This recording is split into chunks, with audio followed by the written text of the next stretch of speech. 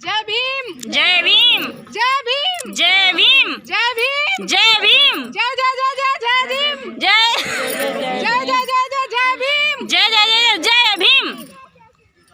देखिए हमारे जो यहाँ पर बैठे सभी भाई, मेरी आवाज़ रिकॉर्डिंग में बहुत ज़्यादा गई है लेकिन इसलिए मुझे हंसी आ गई। बहुत ही दुखी बात ये है कि जो आज देखने को मिला यहाँ पर कि अगर यहाँ पर अभी कुछ देने की अगर बात होती तो शायद लाइन लग जाती, लेकिन कितना हमारी बहन जी ने प्रयास किया और भाई साहब ने प्रयास किया तब जाके हमारी घर से बहन बेटियां निकली हैं। लेकिन इसका कारण पता नहीं है कि हमारे जो ये मसीहा खड़े हैं ना, इनकी वजह से आज हम सब लोग जो कपड़े पहन रहे हैं, खा रहे हैं, पी रहे हैं और अच्छे से रह रहे हैं, जो भी जीवन जी रहे हैं, इनका संघर्ष याद है आप लोगों को। हमारे शासक वर्ग जो आज हम पर राज कर रहे हैं, वो क्यों कर रहे हैं राज? कारण है उसका कि हमारे लोगों को पता नहीं है, क्योंकि हमारे घर से बहन बेटियां क्या पुरुष भी नहीं ये सोचते हैं कि हमें दिया किसने और अधिकार क्या है, संवैधानिक हमारे मौलिक अधिकार क्या है। और हम बात करेंगे मौलिक अधिकारों की अपनी बहन बेटियों के लिए, जो हमारे बाबा साहब भीमराव अम्बेडकर ने मौलिक अधिकार दिए हमारी बेटियों को, बहनों को। हमारी बेटियों को घर से निकलने का अधिकार नहीं था, बोलने का अधिकार नहीं था, बराबरी का अधिकार नहीं था। जो हमारे बाबा साहब भीमराव अम्बेडकर ने हिंदू कोड बिल में उनको पूरी तरीके से अधिकार दिए हैं पुरुष के बराबर। शासक वर्ग हम पर राज क्यों करता है? क्योंकि हम लोग संगठित नहीं, और जब तक हम संगठित नहीं होंगे तब तक हम देश पर राज नहीं कर सकते हैं।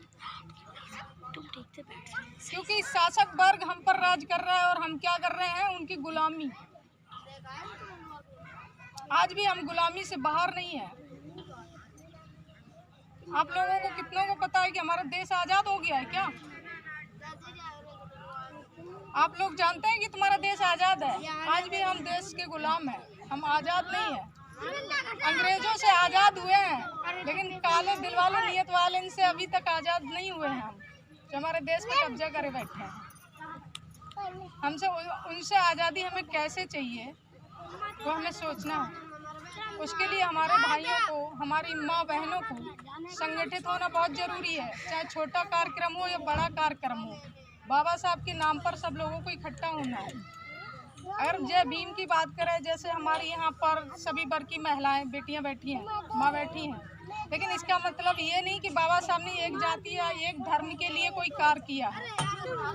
उन्होंने सर्व समाज के वर्गों के लिए काम किया है और उन्हें एक धर्म में बांट के रख दिया है कि उन्होंने तो सिर्फ वो चमारों के लिए, दलितों के लिए काम किया है, हमारे लिए नहीं किया। सभी के लिए किया। उन्होंने सभी महिलाओं के लिए, सभी पुरुषों के लिए, सभी वर्गों के लिए बराबर समानता के अधिकार दिए हैं।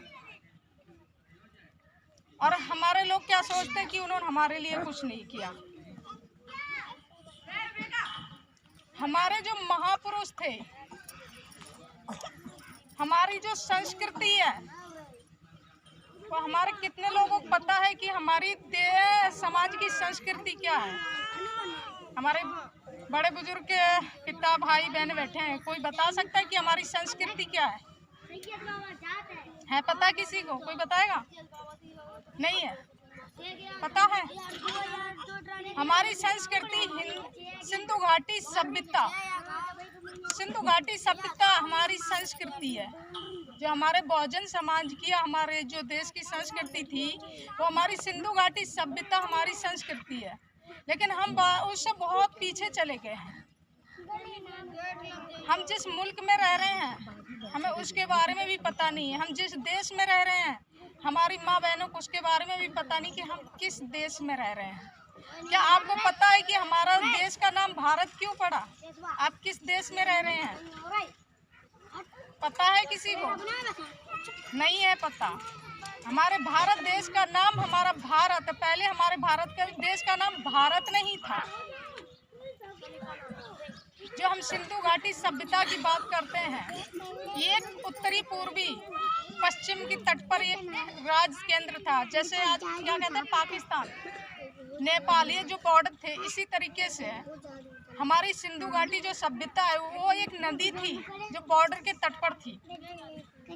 वहाँ पर हमारे जो सीधे साधे हमारे जो पूर्वज थे, सभ्यतादार, ईमानदार स्वभाव लोग, अच्छे अतिथियों का सम्मान करना जानते थे। जब हमारे यहाँ पर अंग्रेज आए हैं, अंग्रेज हमारे यहाँ डायरेक्ट नहीं आ गए हैं कि अंग्रेजों ने डायरेक्ट आके कब्जा किया है। जो आज हम जिसे मनुवादी व्यवस्था बोलते हैं ना, कि मनुवादी व्यवस्था या ब्राह्मणवादी व्यवस्था, वो लोगों ने पहले हमारे देश पर आकर कब्जा किया था। ब्राह्मण, मुगल, ये लोग, उसके बाद हमारे देश में अंग्रेज आए। हमारे देश में अंग्रेज पहले नहीं आते। जो सिंधु घाटी सभ्यता है वो हमारे पूर्वज थे। कौन थे? हमारे जवाबों का सवाल का जवाब भी देना पड़ेगा। जो हमारे सिंधु, क्योंकि आप सुनेंगी तो उतना नहीं होगा। हम यहाँ कोई स्पीच देने नहीं आए, हम आपको समझाएंगे और नहीं समझ में आता है आप हमसे पूछेंगी कि ये क्या है। हमारी जो सिंधु घाटी सभ्यता है वो वहाँ पर हमारे जो पूर्वज वो केंद्र थे। मोहनजोदड़ो, हड़प्पा, कालीबंगा, ये वहाँ के मुख्य केंद्र थे। जैसे आज हमारा प्रदेश है उत्तर प्रदेश, हम बोलते हैं जगह जगह हमारे प्रदेश के अंदर, हमारे देश के अंदर कई केंद्र हैं। इसी तरीके से ये वहाँ पर राज थे सिंधु घाटी सभ्यता के नदी के तट पर। वहीं से जब हमारे देश में तुर्की और ईरानियों ने कब्जा किया, वहाँ से जब आए सिंधु नदी के तट से होकर के हमारे देश में वो घूमने आए, उन्होंने देखा कि यहाँ की संस्कृति, यहाँ के लोग कितने सभ्यतादार हैं और कितने अच्छे लोग हैं। वो घूम फिर के यहाँ से चले गए। उसी के रास्ते से जो आज हम आर्य और ब्राह्मण बोलते हैं, ये हमारे देश के लोग नहीं हैं। कौन है? ये हमारे देश के लोग नहीं हैं, ये यूरेशियन है। कौन है? यूरेशियन है। ये जब घूमते घूमते हमारे देश की, जो हम सिंधु नदी की बात कर रहे हैं, तो वहाँ पर जब वहाँ से इन्होंने जब अपने देश में प्रवेश किया तो उन्होंने अतिथियों के रूप में, जो हम बता रहे हैं हमारे जो पूर्वज थे, उनका स्वागत किया और उन्होंने अपने घर में जैसे शरण दी और उन्होंने यहाँ पर रह करके ब्राह्मणों ने हमारे देश में घूमे, भ्रमण किया। तो वहाँ से उन्हें लगा कि ये तो बहुत सारे लोग यहाँ हैं ज़रूर, लेकिन बहुत सीधे साधे लोग हैं, इनके पास कोई अर्थव्यवस्था, कोई सुविधाएं वैसी नहीं है, क्योंकि वो सीधे साधे लोग थे हमारे जो पूर्वज थे। तो उन्होंने यहाँ से प्लान बनाया क्यों ना यहाँ पर कब्जा कर लिया जाए। तो उन्होंने वहाँ से जाने के बाद जब ब्राह्मण चले गए, वहाँ से दोबारा के बाद में आकर के हमारी सिंधु नदी जो सिंधु घाटी सभ्यता थी, वहाँ पर उन्होंने आकर आक्रमण कर दिया, जहाँ से उन्होंने प्रवेश किया था। जब वहाँ से आक्रमण किया तो हमारे कुछ लोग तो दक्षिण दिशा में चले गए, जो हमारे पूर्वज थे। हमारी जो संस्कृति उत्पन्न हुई है वो वहाँ से हुई है, सिंधु घाटी सभ्यता से। जो हमारे लोगों को, बहनों को, बेटियों को, माँ को ये चीज़ पता नहीं है। जन्म हुआ माँ से पिता, पिता से माँ और बाप और दादा तक पता है, लेकिन हमारा इतिहास क्या रहा उसके बारे में पता नहीं है। और हम जिस मुल्क में रहते हैं हमें उसकी जानकारी होना बहुत ज़रूरी है। अगर हमें अपने देश की जानकारी नहीं होगी तो हम पे शासक वर्ग राज करता रहेगा और हम गुलाम उनके बने रहेंगे, और यही होता आ रहा है। जब वहाँ से इन्होंने, ब्राह्मणों ने जब कब्जा किया और हमारे पूर्वजों पर जब आक्रमण कर दिया, तो उन्होंने क्या करा, कुछ तो